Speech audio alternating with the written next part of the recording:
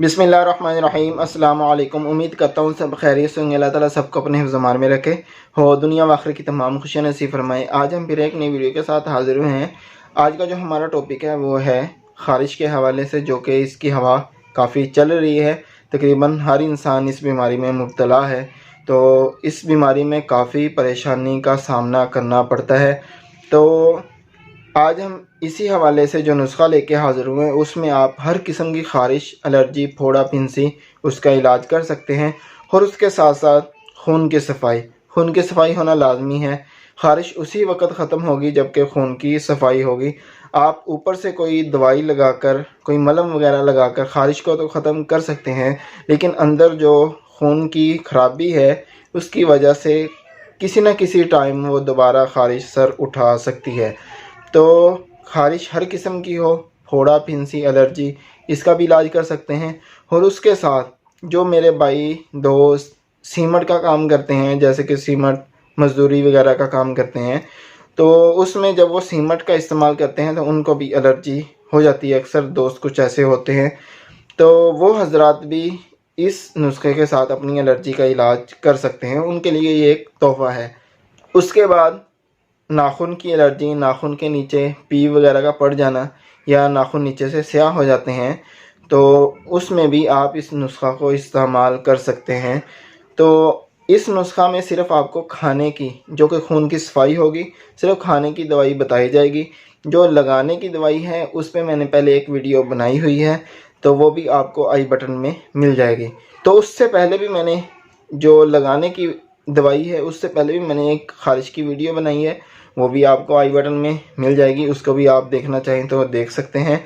तो लगाने के लिए जो वीडियो मैंने बताई है ना आई बटन में, वो आप मेडिकल स्टोर से उस दवाई को ले सकते हैं। वो मलहम है, तो वो आप लगाने के लिए वो इस्तेमाल करेंगे। और जो खून की सफाई है उसको साफ़ करने के लिए जो दवाई है वो आज हम इस वीडियो में बताएंगे। ज़्यादा लंबा नुस्खा नहीं है, सिर्फ छोटा सा नुस्खा है।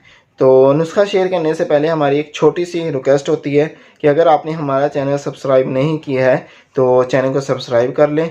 और अगर आप फेसबुक पे हमें देख रहे हैं, फेसबुक पेज पे देख रहे हैं, तो हमारे पेज को फॉलो कर लें और बेल आइकन का जो बटन है उस पर क्लिक कर लें। उसका फ़ायदा ये होगा कि जो हमारी नई आने वाली वीडियो है वो आप तक टाइम पर पहुँच सके। नुस्खे से पहले जो हम परहेज़ है वो बताते हैं। क्यों परहेज़ आदि बीमारी का इलाज है, तो ये बात सच है। वाकई परहेज़ से आदि बीमारी ख़त्म हो सकती हैं। तो परहेज़ इसमें बहुत लाजमी है।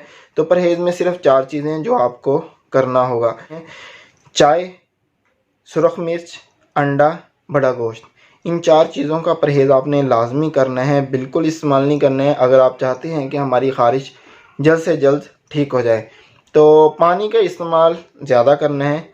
पानी तकरीबन आपका एक दिन में 14 से 15 लीटर लाजमी होना चाहिए, चाहे सर्दी है। गर्मी में है तो हम मिकदार इसकी ज़्यादा बता देते हैं, लेकिन सर्दी में अगर आप ख़ारिश के मरीज़ हैं तो इतना पानी लाजमी इस्तेमाल करना होगा।